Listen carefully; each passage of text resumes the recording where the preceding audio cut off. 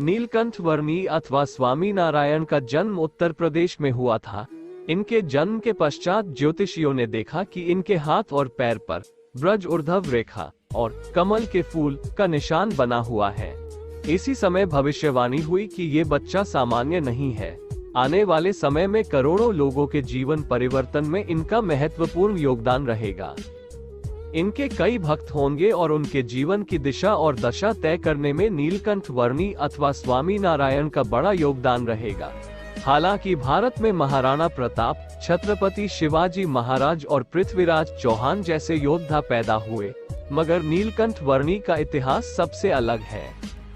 मात्र 11 वर्ष की आयु में घर त्याग कर ये भारत भ्रमण के लिए निकल पड़े। यहीं से नीलकंठ वर्णी की कहानी या फिर नीलकंठ वर्णी की कथा या फिर नीलकंठ वर्णी का जीवन चरित्र का शुभारंभ हुआ। नीलकंठ वर्णी अथवा स्वामी नारायण का जन्म उत्तर प्रदेश के ब्राह्मण परिवार में हुआ था। नीलकंठ वर्णी अथवा स्वामी नारायण का असली नाम घनश्याम पांडे था। इनका नामकरण इनके माता पिता द्वारा किया गया। 5 वर्ष की आयु से ही इनकी शिक्षा दीक्षा शुरू हो गई। 11 वर्ष की आयु में जनेऊ धारण कर ली। शास्त्र अध्ययन में बचपन से ही गहरी रुचि थी। मात्र 11 साल की उम्र में कई मुख्य शास्त्रों का अध्ययन कर लिया। छोटी सी उम्र में माता पिता का साया उठ गया। कहते हैं कि भाई से किसी बात को लेकर झगड़ा हो गया और ये विरक्त हो गए।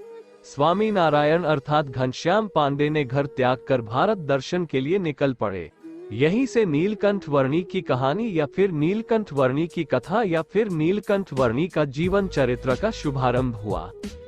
आषाढ़ मास की दशमी तिथि वर्ष 1792 के दिन सूर्योदय घनश्याम पांडे को नीलकंठ वर्णी अथवा स्वामी नारायण बनाने के लिए हुआ। वर्षा काल होने की वजह से सरयू नदी उफान पर थी। इस नदी के किनारे से होकर 11 वर्षीय बालक घनश्याम पांडे गुजर रहा था। वहां पर एक उन्मादी तांत्रिक जिसका नाम कौशिक था की नजर बालक पर पड़ी। उसने बालक को सरयू नदी की बहती हुई तेज धारा में फेंक दिया। कौशिक तांत्रिक को लगा कि ये बालक अब जिंदा नहीं रह सकता है। इस बात से खुश होकर कौशिक तांत्रिक जोर जोर से हंसने लगा। खुशी के मारे वह एक विशाल पेड़ से टकरा गया। वृक्ष उसके ऊपर गिर गया, जिससे उस तांत्रिक ने मौके पर ही प्राण त्याग दिए। घनश्याम पांडे सरयू नदी की धारा में बहते जा रहे थे। उनके इरादों के सामने तेज धारा भी कुछ नहीं थी। 12 कोस की दूरी तय करने के बाद वह बालक सरयू नदी के पार पहुंचा। नदी पार करने के बाद इन्हें अद्भुत अनुभूति और खुशी थी। अलौकिक बंधनों से मुक्त होकर जीवन की यात्रा पूरी करने में उन्हें आनंद आने लगा। इन्होंने अपना नाम बदल लिया। घनश्याम पांडे अब नीलकंठ वर्णी बन गए। अपनी ही मस्ती में मदमस्त हाथी की तरह झूमते हुए वो सरयू नदी के किनारे चल रहे थे। आषाढ़ मास की वजह से लगातार बारिश हो रही थी। घनघोर वन में रंग बिरंगे फूलों से गुजर रहे थे और पक्षियों की मनमोहक चहचहाहट उनका स्वागत कर रही थी। लगभग 10 से 12 किलोमीटर के बाद एक बहुत ही प्राचीन वट वृक्ष की छाया देखकर आराम करने के लिए बैठ गए और ध्यान मग्न होकर साधना करने लगे। जब उन्होंने आंखें खोली तो उनके सामने भगवान हनुमान जी खड़े थे। यहाँ पर इन्होंने 5 दिनों तक रात्रि विश्राम किया। समीप एक गांव था जिसका नाम अमरपुर था।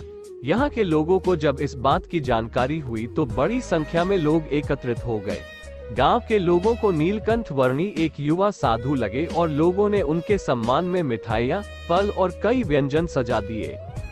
अमरपुर गांव के लोगों ने नीलकंठ वर्णी से कहा कि कुछ फल और व्यंजन आप बचाकर रख लीजिएगा, आने वाले समय में आपके काम आएगा। लेकिन नीलकंठ वर्णी ने इसका जवाब देते हुए कहा कि अगर मैं सुबह शाम के भोजन के बारे में सोचता और भविष्य की चिंता करता तो घर का कतई त्याग नहीं कर पाता, इसलिए मेरी चिंता मत कीजिए। अमरपुर गांव के लोग वहां से चले गए और नीलकंठ वर्णी भी अपनी आगे की यात्रा पूरी करने के लिए वहां से चल पड़े।